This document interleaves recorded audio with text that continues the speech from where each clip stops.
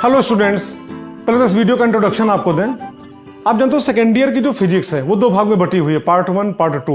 ठीक, पार्ट 1 में दो पूरा खंड हम खत्म कर चुके हैं, इलेक्ट्रोस्टैटिक्स और इलेक्ट्रोडायनेमिक्स।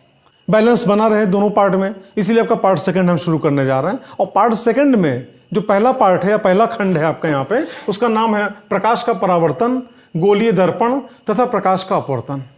ठीक, शुरू करने से पहले हम आपसे बात करें, आप देखना इस ये वीडियो अपने आप में काफ़ी महत्वपूर्ण है, इसको आप पूरा जरूर देखना है यहाँ पे, क्योंकि जब इस वीडियो को पूरा कंप्लीट आप समझे रहोगे तभी आगे की वीडियोस आपके मतलब लाइट संबंधी क्लियर होंगे। इसमें हम बेसिक कॉन्सेप्ट समझाएंगे, छोटी छोटी परिभाषाएं होंगी उसको समझाएंगे कि मतलब ये जैसे गोली दर्पण क्या होता है, वक्रता केंद्र क्या होता है, वक्रता त्रिज्या क्या होती है, ध्रुव क्या होता है, या मुख्य अक्ष क्या होता है, दर्पण का द्वारा किसे कहते हैं, जानते हो। लगभग 13 चीजें आपको समझाएंगे यहाँ पे, छोटी छोटी मतलब पॉइंट्स हैं और आपको समझाएंगे। और अगर ये बेहतर समझ में आएगा तभी आप आपके जो आगे के वीडियो में सारे कॉन्सेप्ट आपके क्लियर होंगे।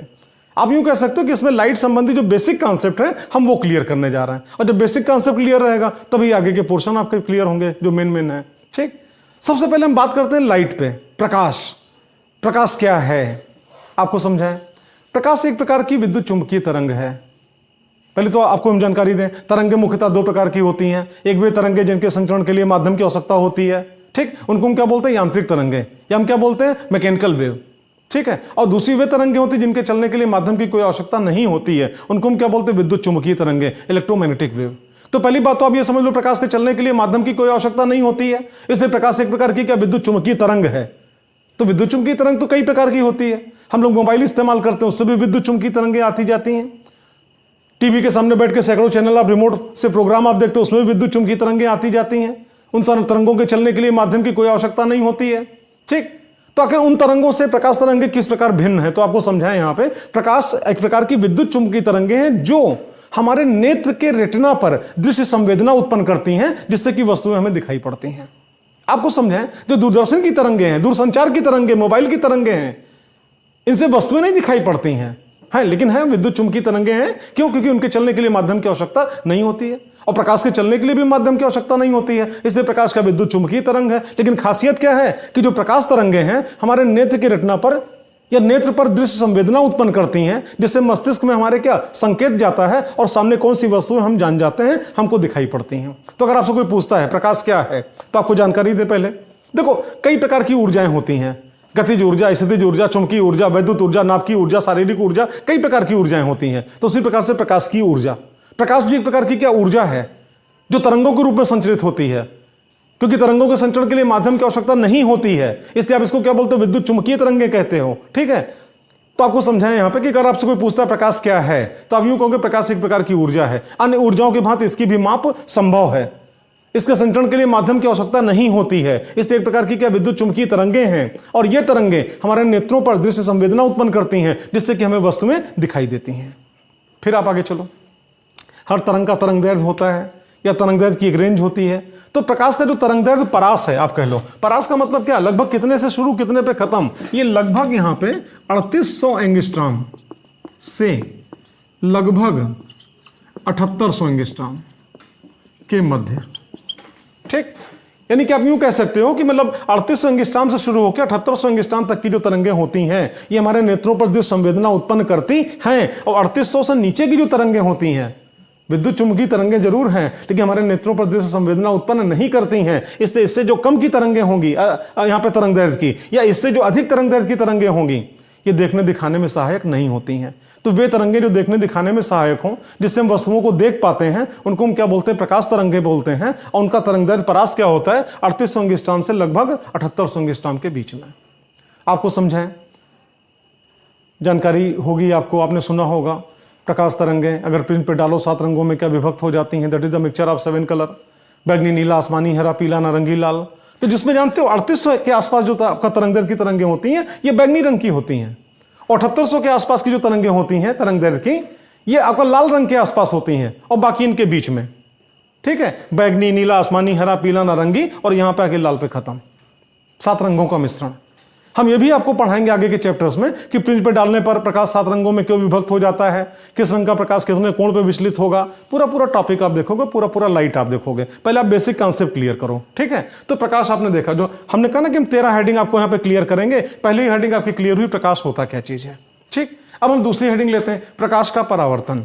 देखो, प्रकाश का परावर्तन भी एक घटना है, प्रकाश का अपवर्तन भी एक घटना है, प्रकाश का ध्रुवण भी एक घटना है, प्रकाश का विवर्तन भी एक घटना है। प्रकाश से जुड़ी तमामों घटनाएं हैं। फिलहाल आपके सिलेबस को भी देखते हुए, आप ज्यादा आगे ना बढ़ते हुए, हम कल प्रकाश का परावर्तन यहां पे लेते हैं। देखो, प्रकाश का परावर्तन क्या है जानते हो? जब कोई प्रकाश किरण किसी एक माध्यम से आती हुई किसी परावर्तक पृष्ठ से टकराती है और टकराकर पुनः उसी परावर्ती माध्यम में वापस लौट जाती है, तो इस घटना को हम क्या बोलते हैं? प्रकाश का परावर्तन। और जिस तल से टकराकर वापस लौटती है उसे हम क्या बोलते हैं? परावर्तक तल या परावर्तक पृष्ठ कहते हैं। आपको समझाएं, आपने दर्पण नाम सुना होगा, और नाम क्या सुना? डेली उसी में अपना चेहरा देख के डेली आप घर से निकलते हो, ठीक।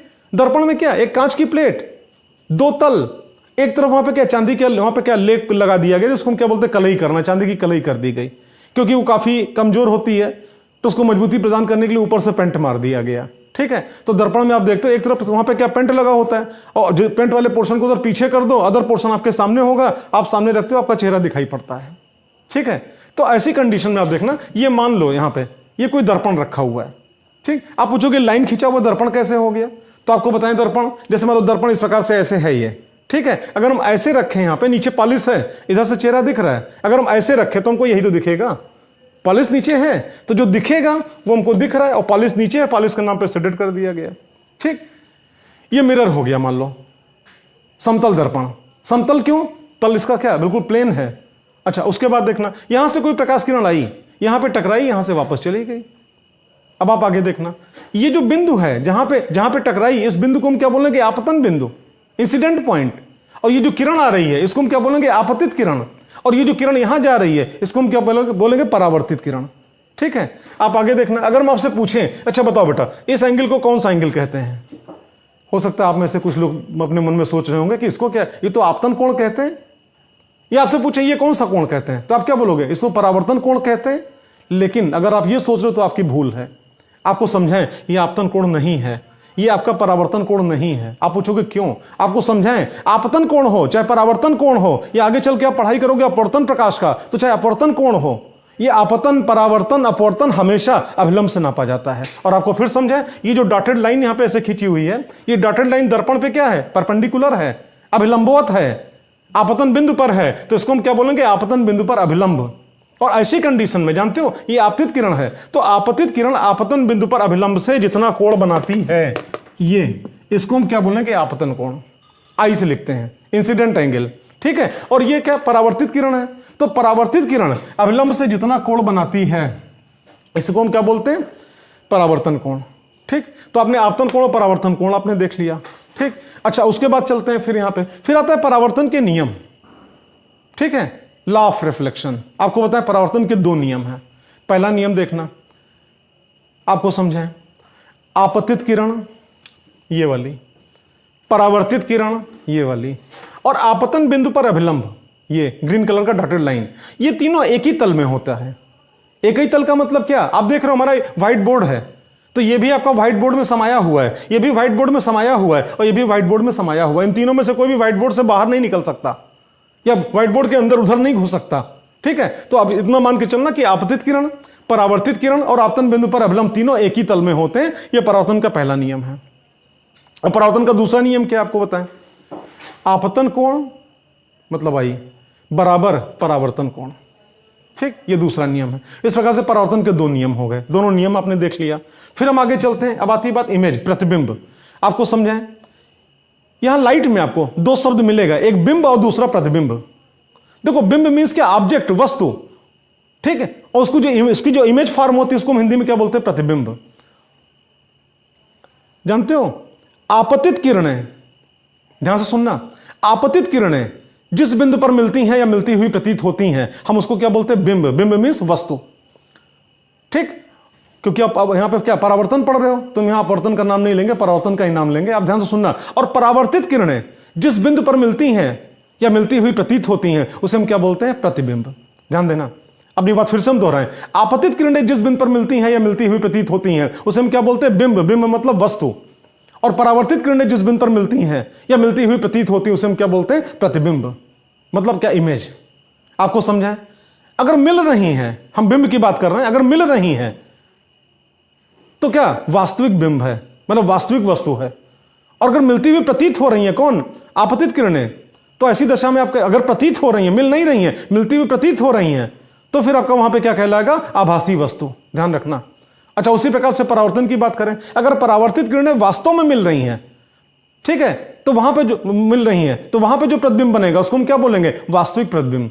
और अगर परावर्तित किरणें मिलती हुई प्रतीत हो रही हैं, तो वहां पे जो प्रतिबिंब बनेगा उसको हम क्या बोलेंगे? आभासी प्रतिबिंब, या इसको इंग्लिश में बोलते हैं वर्चुअल इमेज। ठीक, तो इस प्रकार से हमने रियल इमेज और वर्चुअल इमेज के बारे में जाना। ठीक, फिर हम आगे चलते हैं। इसके बाद अब आती बात गोलीय दर्पण, ठीक, जिसको हम बोलते हैं इंग्लिश में स्फेरिकल मिरर। आपको समझाएं? देखो, जैसा कि नाम है गोलीय दर्पण, तो निश्चित रूप से तल कैसा होगा? गोलाकार। आप आगे देखना, ये लो, कोई किसी गोले का, ध्यान रखना, वृत्त नहीं, गोला। देखो, वृत्त 2D है, 2 डायमेंशनल है, गोला क्या 3D है, 3 डायमेंशनल है। ठीक है, हमने गोले की बात करी है। ठीक है, कोई गोला था और उस गोले को हमने खड़ा खड़ा इस प्रकार से ऐसे काट दिया और काट के एक हिस्सा निकाल के बाहर फेंक दिया। ठीक, और एक हिस्सा हमने इधर का लिया, ये इस प्रकार से मान लो ऐसे। ठीक, और इधर हमने चांदी की कलई करके ऊपर से पेंट मार दिया, जिसको आप कहते हो पॉलिशदार सतह। ठीक है, तो ये पॉलिशदार सतह हो गई। अब आप बताओ, अगर चेहरा हमको देखना हो, किधर से दिखेगा? लेफ्ट से कि राइट से? निश्चित रूप से इधर तो पॉलिश लगा हुआ है, पेंट लगा हुआ है, इधर से कहां दिखेगा? इधर से दिखेगा ना। ठीक, तो ऐसी कंडीशन में आप देख रहे हो गोले का हिस्सा है, एक तरफ आपका चांदी की कलई करके क्या पेंट लगा दिया गया, तो आप जानते हो पेंट लगा दिया गया चांदी की कलई करके, तो फिर आपका क्या कहलाएगा? दर्पण कहलाएगा। और पृष्ठ गोलाकार है तो क्या कहलाएगा? गोलीय दर्पण। उसी प्रकार से आप यहां पे आ जाओ, ये भी कोई गोला था बड़ा सा, ठीक है, और उस गोले का एक हिस्सा हमने काट दिया और काट के हमने अलग कर दिया। ठीक, और उसके बाद हमने इधर से क्या किया? चांदी की कलई करके ऊपर से पेंट मार दिया, जैसे आप देखो ये ऐसे। ठीक, इधर से हमने चांदी की कलई करके पेंट मार दिया, ऐसे रख दिया। चलो, अब आप बताओ, अगर चेहरा देखना हो अपना, तो आप किधर खड़े होगे? इस तरफ? कभी नहीं दिखेगा। इधर खड़े होगे तभी तो दिखेगा यहां पे। ठीक, तो ऐसी कंडीशन में आप देख रहे हो, एक दर्पण ये, एक दर्पण ये गोले का हिस्सा है, इसलिए गोलीय दर्पण, और ये भी गोले का, इसलिए क्या? गोलीय दर्पण। तो फिर आप पूछोगे दोनों में अंतर क्या है? अंतर आप खुद ही देख रहे होगे। यहां पे जिस तरफ हम खड़े होते हैं, यहां पे अगर आप खड़े हो रहे हो, आप देखना इसमें ऐसे, ठीक, ऐसे, तो यहां पे उभरा पोर्शन आपकी तरफ है, और यहां पे अगर आप खड़े हो रहे हो ऐसे ऐसे, ठीक, तो यहां पे धसा पोर्शन आपकी तरफ है। ध्यान रखना। ठीक, तो ऐसी कंडीशन में निश्चित रूप से भाई हम मानते हैं गोले का हिस्सा गोलीय दर्पण है, ये भी गोलीय दर्पण है, लेकिन दोनों दर्पण के नाम अलग अलग हो जाएंगे। यहां पे आप देख रहे हो उभरा हिस्सा आपकी तरफ है, तो ये क्या कहलाएगा? उत्तल दर्पण, कॉन्वेक्स मिरर। और यहां पे आप जानते हो धसा हिस्सा आपकी तरफ है, तो ये क्या कहलाएगा? कॉनकेव मिरर या फिर अवतल दर्पण। इस प्रकार से आपने देखा गोलीय दर्पण आपने देखा, और गोलीय दर्पण की 2 वैरायटी आपने देखी। एक आपने यहाँ पे कॉन्वेक्स मिरर देखा और दूसरा आपने कॉनकेव मिरर देखा। यहाँ पे आती है बात, यहाँ पे वक्रता केंद्र, ध्यान देना, वक्रता केंद्र, सेंटर ऑफ कर्वेचर। आपको बताएं, इस गोले को बनाने के लिए हमने इस बिंदु को केंद्र माना था। ठीक, तो ये आप जानते हो, इस गोले को बनाने के लिए इस बिंदु को हमने केंद्र माना, इस गोले को बनाने के लिए इस बिंदु को केंद्र माना, जिस बिंदु को केंद्र माना उसी बिंदु को हम क्या कहेंगे? गोलीय केंद्र। ठीक है, तो इस प्रकार से आप देख रहे हो ये गोलीय केंद्र हो गया इस दर्पण का, किसका? फिर आती बात यहाँ पे वक्रता त्रिज्या। ठीक है, तो आपको समझाएं, सेंटर से लेकर और यहां तक की जो दूरी है ये, ठीक, इसको हम क्या बोलेंगे? वक्रता त्रिज्या, आर। सेंटर से लेकर यहां तक की जो दूरी है ये आर, इसको हम क्या बोलेंगे? वक्रता त्रिज्या। आप देखते रहो पहले। और आप जानते हो निर्देशांक ज्यामिति के सारे नियम इसमें लगते हैं, कोऑर्डिनेट ज्योमेट्री के। आप जानते हो ना, दाईं तरफ की दूरी प्लस में, बाईं तरफ की दूरी माइनस में, ऊपर की दूरी प्लस में, नीचे की दूरी माइनस में, वो सारे नियम यहां पे लगेंगे, इसमें भी लगेंगे, और आगे चल के आप लेंस पढ़ोगे लेंस में भी लगेंगे। आप ध्यान देना। तो आप जानते हो दर्पण के दाईं तरफ है, इसलिए आप जानते हो कॉन्वेक्स मिरर के लिए आर का मान किस में होगा? प्लस में, और कॉनकेव मिरर के लिए आर का मान किस में होगा? माइनस में। ये आपने वक्रता त्रिज्या आपने देख लिया। ठीक, अब हम आगे चलते हैं। इसके बाद ध्रुव, जिसको आप इंग्लिश में क्या कहते हो? पोल कहते हो। आपको समझाएं, बहुत आसान। देखना, ये दर्पण है, कौन सा दर्पण? Convex mirror. ठीक, इसका जो मिड पॉइंट है ये, इसको P से लिखते हैं, और इसी को हम क्या कहते हैं? पोल, और हिंदी में कहते हैं ध्रुव। उसी प्रकार से यहां पे आओ, ये दर्पण है, कौन सा दर्पण है? कॉनकेव मिरर है। ठीक, इसका जो मिड पॉइंट है, ठीक, इसको भी हम P से लिखेंगे, और इसको भी हम क्या कहेंगे? पोल, या इसको हम क्या बोलेंगे? ध्रुव। ठीक, ध्रुव भी आप समझ चुके हैं। अब आप आगे देखना, इसके बाद मुख्य अक्ष, जिसको आप बोलते हो प्रिंसिपल एक्सिस। ठीक, आप एक काम करो, बहुत आसान, COP को मिला दो, जो रेखा जाएगी वो क्या कहलाएगा? मुख्य अक्ष कहलाएगा। आप देखो, लो ऐसे, ये आपका प्रिंसिपल एक्सिस, मुख्य अक्ष कहलाएगा। उसी प्रकार से यहां पे आ जाओ, ऐसे ये लो, ठीक। COP को आपने मिलाया, ठीक है, जो मिलाने वाली रेखा है, लंबी सी रेखा आर पार खींच दो, ये क्या कहलाएगा? मुख्य अक्ष कहलाएगा, प्रिंसिपल एक्सिस कहलाएगी, ठीक। आपको समझा? प्रिंसिपल एक्सिस के बाद फिर आपको मिलेगा दर्पण का द्वारक, ठीक है, या अपर्चर ऑफ मिरर। बहुत आसान। एक बात आप ध्यान से सुनना, मान लो खूब ढेर सारी लाइट आप इधर से डालो, ठीक, तो दर्पण अपना कमाल उसी लाइट पे दिखाएगा जो दर्पण पर पड़ेगा। जैसे आपको समझाएं, कोई रे मान लो या कोई किरण है, सीधे सीधे ऐसे निकल गई, तो उसमें दर्पण क्या कर पाएगा? कुछ नहीं कर पाएगा।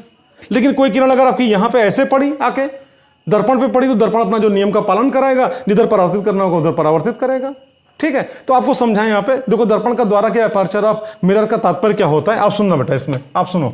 यहां से लेके और यहां तक ये जो डिस्टेंस है ये, ठीक है, इसको हम क्या बोलते हैं? दर्पण का द्वारक हिंदी में, या इंग्लिश में अपर्चर ऑफ मिरर, ठीक। उसी प्रकार से यहां पे आ जाओ, ये लो और ये लो, ठीक। आप देखना, जो भी रेज है, जो भी किरण है, अगर इसके ऊपर से गुजर रही तो उसका दर्पण कुछ नहीं बिगाड़ पाएगा। दर्पण केवल उसी का बिगाड़ पाएगा जो दर्पण के ऊपर पड़ेगा। उससे कहेगा हमारे नियम का पालन करो। क्या क्या नियम है? आगे आप पढ़ाई करोगे, अभी तो शुरुआत है लाइट की, ठीक है। तो ऐसी कंडीशन में यहां से यहां तक की दूरी, ये आपका यहां पे क्या कहलाएगा? अवतल दर्पण का द्वारक, ठीक है। और यहां से यहां तक की जो दूरी है, इसको क्या बोलोगे? उत्तल दर्पण का द्वारक, ठीक। फिर आपने दर्पण का द्वारक देख लिया। अब इसके बाद आती है यहां पे दर्पण का मुख्य फोकस। देखो मुख्य फोकस क्या होता है, आपको समझाएं, बहुत आसान लगेगा। आप पहले समझो, उसके बाद परिभाषा तो अपने आप निकल आएगी। मान लो कोई किरण है और सीधे ऐसे आई, ठीक। अब जब यहां पे आई, यहां तक तो सीधी चली आई, लेकिन ये परावर्तक पृष्ठ मिल गया, तो परावर्तक पृष्ठ क्या करेगा? परावर्तन के नियमों का पालन कराएगा। परावर्तन का नियम क्या है? अभी आपने देखा, आपतित किरण, परावर्तित किरण, आपतन बिंदु पर अवलंब तीनों एक ही तल में होते हैं, यह पहला नियम हुआ। और दूसरा नियम क्या है? आपतन कोण बराबर परावर्तन कोण। इन दोनों नियमों का पालन कराएगा। तो जरा सा हम आपसे डिस्कशन करेंगे 2 मिनट के लिए। यहां पे आप देखना, कोई प्रकाश किरण मान लो यहां पे आई ऐसे, और उसी प्रकार से यहां पे आप आ जाओ। कोई प्रकाश किरण मान लो यहां पे आई ऐसे, ऐसे देखना ध्यान से। ये दोनों प्रकाश किरणें मुख्य अक्ष के क्या है? समांतर हैं। अब ऐसी कंडीशन में यहां पे लाके हमने रोक दिया। क्यों रोक दिया? दर्पण अपने नियम का पालन कराएगा। यहां पे हमने रोक दिया, क्यों रोक दिया? दर्पण अपने नियम का पालन कराएगा। नियम का पालन बाद में, पहले तो आप ये देखो, ये बिंदु क्या कहलाएगा? आपतन बिंदु कहलाएगा। ये बिंदु क्या कहलाएगा? आपतन बिंदु कहलाएगा, ठीक। और नियम का पालन करने के लिए सबसे पहले आपतन बिंदु पर आप अवलंब तो खींचो, ठीक। तो आपतन बिंदु पर अवलंब कैसे खींचेंगे? आप देखना बेटा, आप यहां पर C से इसको मिला दो, ऐसे, ये लो, ऐसे, ठीक। ये हमारा आपतन बिंदु है, और ये हमने ब्लैक कलर से खींचा, ये क्या? आपतन बिंदु पर अभिलंब है। उसी प्रकार से यहां पे आप आ जाओ। आप जानते हो यहां पे CA है, ठीक है। तो C से हमने इसको ऐसे मिलाया, ऐसे, ये लो, ऐसे, ठीक है। तो आप जानते हो ये क्या? आपतन बिंदु है, और जो डॉटेड लाइन है ये क्या कहलाएगा? आपतन बिंदु पर अभिलंब कहलाएगा। आप एक बात हमसे कह सकते हो कि आपने पूरा यहां तक नहीं मिलाया, या आप यहां कह सकते हो यहां पे पूरा C तक आपने नहीं मिलाया, तो आपको फिर समझाएं। हमको केवल उस रेखा की कल्पना करनी थी यहां पे। अगर आप कहोगे तो खींच के मिला भी देंगे यहां पे, लेकिन हमारा काम बिना मिलाए भी चल जाएगा, इसलिए नहीं मिलाया। अब आप आगे चलो। नियम क्या है? आपतन कोण बराबर परावर्तन कोण। और अभी हमने आपको पहले समझाया था कि आपतन कोण, परावर्तन कोण हमेशा कहां से नापते हैं? अभिलंब से नापते हैं। तो ऐसी कंडीशन में आप जानते हो ये कोण क्या कहलाएगा? I। अगर ये कोण I कहलाएगा, तो जितना I है, ठीक, उतना ही कोण बनाते हुए ये प्रकाश किरण क्या परावर्तित हो जाएगी। तो ऐसी कंडीशन में अगर आप देखोगे तो ये प्रकाश किरण आपका यहां से ऐसे गई, ये, ठीक। और ये एंगल आपका क्या कहलाएगा? R, ठीक। अगर आपसे पूछे I बड़ा कि R बड़ा, तो आप क्या जवाब दोगे? यही तो कहोगे ना, I बराबर R होता है, ठीक। आप आगे देखना, इसके बाद ये देखना, ये ऐसे, ये ऐसे, ठीक। अगर आपसे पूछे यहां पे I बड़ा कि R बड़ा, तो आप क्या जवाब दोगे? यही तो कि I और R दोनों क्या बराबर होते हैं। कोई बात नहीं, आप एक काम करो, इसको आप पीछे मिलाओ, पीछे बढ़ाओ। तो जब पीछे बढ़ाओगे यहां पे आप देखना, तो ऐसे जब पीछे बढ़ाओगे तो यहां पे ऐसे ये किरण यहां से निकलती हुई प्रतीत होगी। ध्यान देना, ये किरण यहां से निकल नहीं रही है, ये किरण आपका यहां से निकलती हुई प्रतीत हो रही है। और जिस बिंदु से निकलती हुई प्रतीत हो रही है उसी बिंदु को हम क्या कहते हैं? फोकस, ठीक। आप यहां पे आ जाओ, आप देखना, ये किरण यहां पे आई, ठीक। ये आपतन, आप जानते हो अभिलंब है आपतन बिंदु पर। ये एंगल आपका यहां पे क्या कहलाएगा? I, आपतन कोण। और आप जानते हो आपतन कोण बराबर क्या होता है? परावर्तन कोण। तो जितना I है उतना ही कोण बनाते हुए किरण यहां से क्या परावर्तित होगी। तो आप आगे देखना, ये लो, यहां पे ऐसे ऐसे निकल गई किरण। ध्यान से देखना, ये एंगल आर है। अगर आपसे पूछें बताओ आई बड़ा कि आर बड़ा, तो क्या जवाब दोगे? आई और आर दोनों बराबर होंगे, ठीक है। तो ऐसी कंडीशन में आप देखना, ये जो परावर्तित किरण है मुख्य अक्ष को यहां पे काट रही है, ध्यान देना, ठीक। और यहां पे जो परावर्तित किरण है मुख्य अक्ष को यहां पे काटती हुई प्रतीत हो रही है। आप सुनो, तो यहां पे काट रही है, इसलिए जो प्रतिबिंब यहां बनेगा वो वास्तविक प्रतिबिंब बनेगा, रियल इमेज बनेगा। और यहां पे काटती हुई प्रतीत हो रही है, तो यहां पे जो प्रतिबिंब बनेगा वो आपका वर्चुअल आपका इमेज बनेगा, मतलब आभासी प्रतिबिंब बनेगा। पहले तो आप ये देखो आभासी और वास्तविक वाली बात। अच्छा, उसके बाद चलो इसी बिंदु को हम क्या बोलते हैं? एफ, और इसी को हम क्या कहेंगे? फोकस बिंदु, ठीक। उसी प्रकार से यहां पे इस बिंदु को हम क्या बोलेंगे? एफ, और इसको हम क्या बोलेंगे? फोकस बिंदु, ठीक। तो फोकस बिंदु तो आपने समझा। अब हम चाहेंगे इसकी परिभाषा जरा खुद अपने दिमाग में आप सोचो।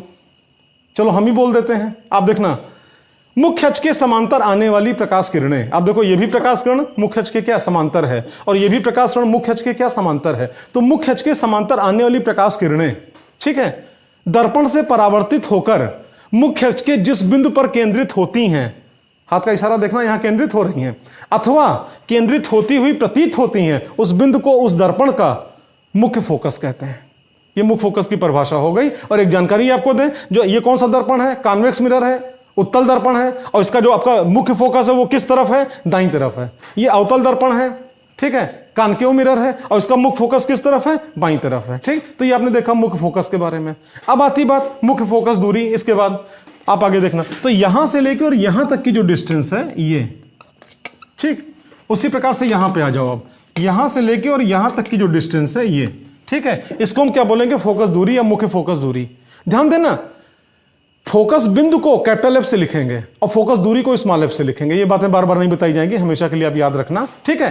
एक बार फिर से हमको रिमाइंड करा दें आपको, फोकस बिंदु को चाहे प्रथम हो चाहे द्वितीय हो, जो भी हो, फोकस बिंदु को हमेशा कैपिटल एफ से और फोकस दूरी को हमेशा स्मॉल एफ से, ठीक। तो आप यहां पे देखना। अच्छा, और कहां से कहां तक नापेंगे आपको समझाएं। ये क्या है? ध्रुव है ना, पोल है। पोल से मुख्य फोकस तक की दूरी को हम फोकस दूरी कहते हैं या मुख्य फोकस दूरी कहते हैं, स्मॉल एफ से लिखते हैं। और वही बात यहां पर भी है, पोल से, ठीक है, और फोकस तक की दूरी को हम मुख्य फोकस दूरी या फोकस दूरी कहते हैं, स्मॉल एफ से लिखते हैं। एक बार अंतिम बार फिर समझाएं आपको, फोकस बिंदु को कैपिटल एफ से और फोकस दूरी को स्मॉल एफ से लिखेंगे, एक बात। और दूसरी बात सुनो, यहां पे देखना, ये कौन सा? कॉन्वेक्स लेंस है। इसमें आप जानते हो स्मॉल एफ किस तरफ है? राइट साइड में है। तो आप यूं इस तरह भी आप कह सकते हो कि कॉन्वेक्स लेंस का जो फोकस होगा या फोकस दूरी होगी वो क्या? धनात्मक चिन्ह के साथ व्यक्त होगी। क्यों? क्योंकि दाईं तरफ फोकस होता है। और यहां पे कौन सा? कॉनकेव लेंस है। तो आप यहां पे कह सकते हो कॉनकेव लेंस में जो फोकस दूरी होगी वो ऋणात्मक चिन्ह के साथ व्यक्त होगी। क्यों? क्योंकि लेफ्ट साइड में है, ठीक। ये आपने फोकस दूरी देखी। फोकस दूरी और वक्रता त्रिज्या में संबंध, तो संबंध आप सामने ही आप देख रहे हो। आप देखना बेटा, यहां से यहां तक की दूरी क्या कहलाएगी? Small F. और यहां से यहां तक की दूरी क्या कहलाएगी? कैपिटल आर, वक्रता त्रिज्या। तो आपको क्या लगता है कौन बड़ा है? स्मॉल एफ बड़ा है कि कैपिटल आर बड़ा है? निश्चित रूप से कैपिटल आर बड़ा है, स्मॉल एफ छोटा है। और बल्कि आप ये भी कह सकते हो कि स्मॉल एफ आपका कैपिटल आर का आधा है। आप जरा यहां पे आओ, आप देखना ये दूरी कितनी है? Small F. और यहां से लेके यहां तक की पूरी दूरी कितनी है? Capital R. अगर आपसे पूछे कौन बड़ा है तो आप यही तो कहोगे कैपिटल आर बड़ा है, स्मॉल एफ छोटा है। और अगर वास्तव में इसकी संरचना अगर आप बनाते हो कायदे से, तो आप देखना यहां पे, आप जानते हो जो आपका फोकस दूरी है ये वक्रता त्रिज्या की क्या होगी? आधी होगी। यानी कि आप यूं कह सकते हो small f that is equal to r/2, ठीक। कौन सा यहां पे मिरर है? कॉन्वेक्स मिरर है, ठीक है। और आप यहां पे देख रहे हो इसका जो फोकस होगा वो भी प्लस में होगा, इसकी वक्रता त्रिज्या भी किस में होगी? प्लस में होगी। और फोकस दूरी वक्रता त्रिज्या की आधी होगी। ये कौन सा मिरर है? कॉनकेव मिरर है। इसमें जो फोकस होगा माइनस में होगा, फोकस दूरी माइनस में व्यक्त होगी, वक्रता त्रिज्या माइनस में व्यक्त होगी। क्यों? क्योंकि लेफ्ट साइड में है। और रिलेशन आपका यहां पे क्या है? F that is equal to r/2। ये रिलेशन यहां भी काम करेगा और यहां भी काम करेगा, ठीक। इस प्रकार से आपने यहां पे देखा, हमने पहले ही बोर्ड पे लिख दिया था, हमने आपसे कहा 13 पॉइंट आपको समझाएंगे। पहला पॉइंट आपने प्रकाश की परिभाषा देखी, दूसरा पॉइंट हमने प्रकाश के परावर्तन के नियम को देखा, और तीसरा पॉइंट आपने यहाँ पे प्रकाश के परावर्तन के बारे में समझा, फिर प्रतिबिंब के बारे में समझा कि प्रतिबिंब कितने प्रकार का होता है। फिर आपने देखा गोली दर्पण के बारे में देखा, गोली दर्पण कितने प्रकार का होता है। फिर आपने वक्रता केंद्र को देखा, उसकी परिभाषा देखी, वक्रता त्रिज्या को देखा, ध्रुव को देखा, मुख्य अक्ष क्या होता है, प्रिंसिपल एक्सिस, इसको आपने समझा, दर्पण का द्वारक क्या होता है इसको आपने समझा, दर्पण का मुख्य फोकस क्या चीज होता है इसको आपने देखा, परिभाषा आपने इसकी देखी, ठीक है। मुख्य फोकस दूरी या फोकस दूरी क्यों स्मॉल एफ से व्यक्त करते हैं, इसकी परिभाषा क्या होगी, इसको आपने देखा समझा। और गोली दर्पण की फोकस दूरी वक्रता त्रिज्या में क्या संबंध होता है आपने इसको निकाला, इसको आपने देखा, ठीक। ये वीडियो अगर आपको पसंद आई हो तो आप लाइक जरूर करना, क्योंकि लाइट की पहली वीडियो है। और कुछ कमी दिखी होगी तो डिसलाइक कर देना, लेकिन कमी क्या दिखी कमेंट में इस बात का जिक्र जरूर करना आप। और अपने जो क्लासमेट्स हैं उनको भी इस चैनल के बारे में जानकारी देना कि फिजिक्स की पूरी पढ़ाई शुरू हो चुकी है। पार्ट 1 में 2 खंड खत्म कर चुके हैं, इलेक्ट्रोस्टैटिक्स और इलेक्ट्रोडायनेमिक्स। बैलेंस बना रहे इसलिए हमने पार्ट 2 शुरू किया, इसमें भी 2 खंड खत्म करेंगे। और जब 2 खंड खत्म होगा फिर पार्ट 1 में चलेंगे, फिर आपका 2 वहां पे खंड खत्म करेंगे, फिर पार्ट 2 में आएंगे, फिर यहाँ पे 2 खंड खत्म करेंगे। इस प्रकार से पूरा सिलेबस आपको मिलेगा। That's all, best of luck.